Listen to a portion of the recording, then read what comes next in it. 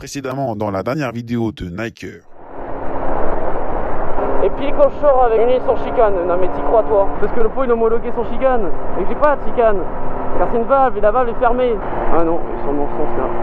Vais-je me faire contrôler? La suite.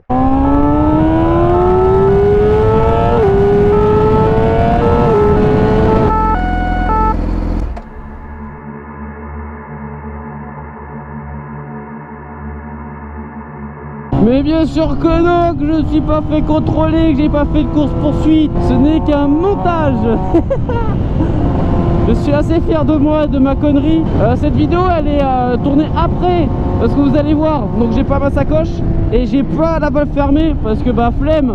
Et j'ai eu des retours dessus, donc je laisse ouvert. Cette vidéo là, cette partie là vous allez voir, ça vient en complément de ce que je vais dire après. Donc on va tout faire ça maintenant. J'ai oublié de parler de la jauge à essence, qui n'est pas présente, il n'y a que juste un témoin de réserve. Et honnêtement, moi qui pensais que ça me dérangerait, mais ça me dérange pas du tout. Je vais pas vous le cacher, j'ai eu quelques problèmes avec les R6, mais c'est au niveau électronique. Quand tu es à l'arrêt, que tu fais des watata sans chicane, bah ça fait que bah, la moto elle aime pas ça.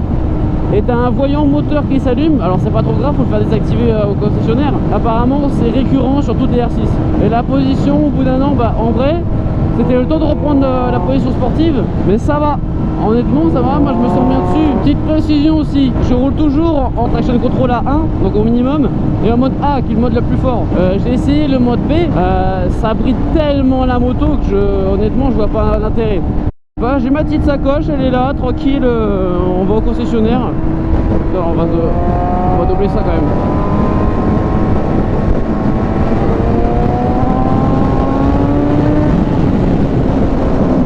Donc à la vidéo vous avez vu que j'ai un Acra.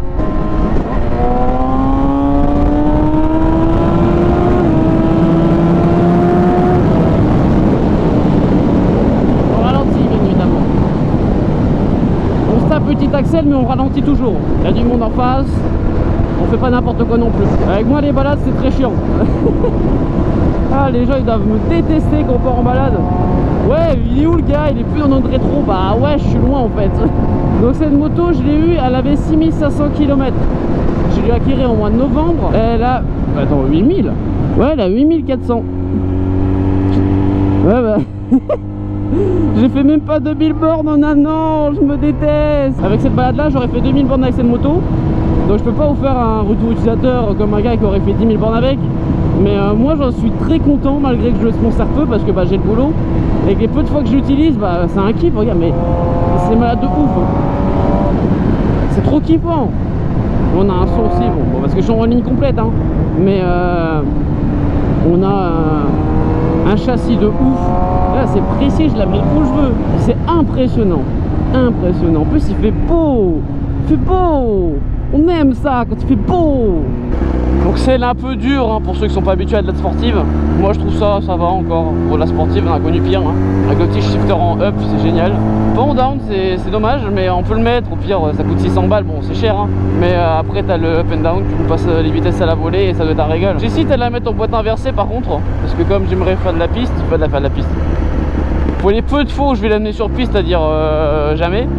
Ah ça m'a coupé dans mon élan l'euro. Ah putain.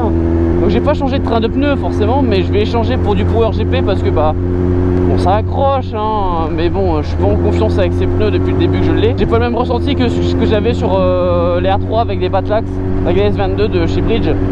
Là avec le Power GP que je vais mettre fin de l'année, j'espère que ça va être pareil.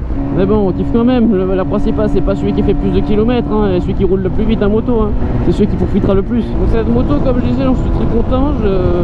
Pour celui qui veut débuter dans la sportive, en vrai fonce. Juste si tu veux vraiment faire le fou bah mets un amortisseur de direction, ça coûte assez cher quand même. Je crois que c'est à 680 €, un truc comme ça. Mais où tu comptes faire du circuit, on se met pas de questions, tu mets un amortisseur de direction. Mais moi j'hésite à en mettre un là, donc oh vas-y, nique.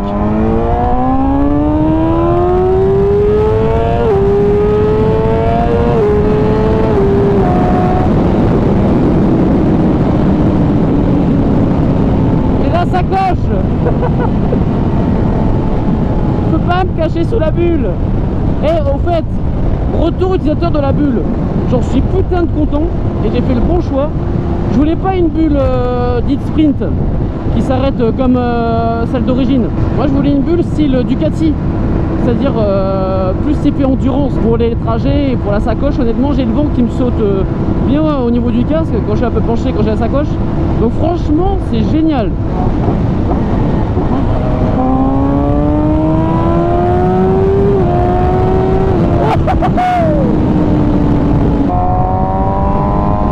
Ça fait au taquet le bruit.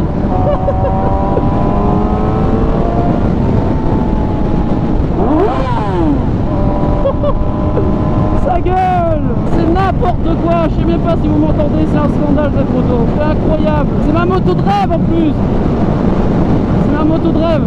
Donc forcément je peux qu'être content de cette moto. J'aurais pu être déçu, mais non, je savais ce que je faisais. C'est-à-dire que je voulais un super mode. Et je veux un super mode. Et plus précisément un enduro transformé, un WR 450F. Je vous spoil, c'est comme ça la vie. On partage des choses, on dit des choses. Faut pas regretter dans la vie. Tu fais des choix, des bons comme des mauvais. Mais en soi, faut pas regretter. Tu dis bon, au moins j'aurais essayé.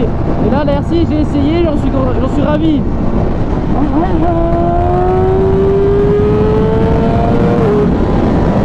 Incroyable cette moto, incroyable. Allez, passez. Je suis chaud bouillant là. Un camion derrière. Ah, au secours, il va m'écraser. Ah, ah.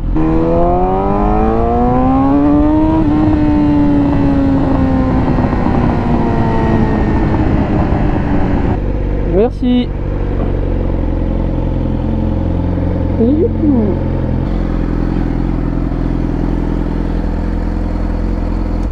La vache. J'en peux plus. On repart de team de laiton avec une gourde, et cette fois avec une gourde qui rentre dans ma sacoche, parce que l'autre elle rentrait pas. Une gourde Yamaha bien évidemment, et rigide.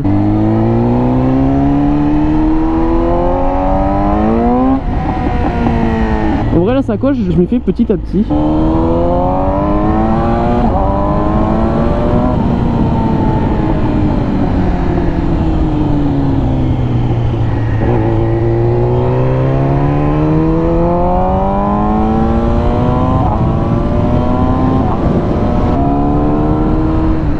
Merci monsieur, vous êtes très aimable.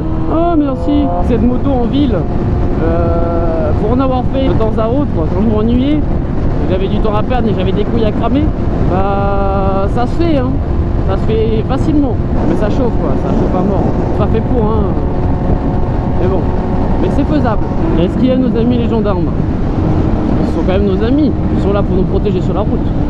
Ils nous rappellent à l'ordre quand on fait des conneries, ce qui est tout à fait normal. Bref, pour revenir à la moto, donc maintenant c'est une R6M. Je suis en train de chercher des combines pour faire des suspensions pilotées. Et je vous tiendrai au courant sur Instagram sur l'avancée du projet. Et sur ce les copains, moi je vous dis à la prochaine. On se retrouve pour une prochaine vidéo.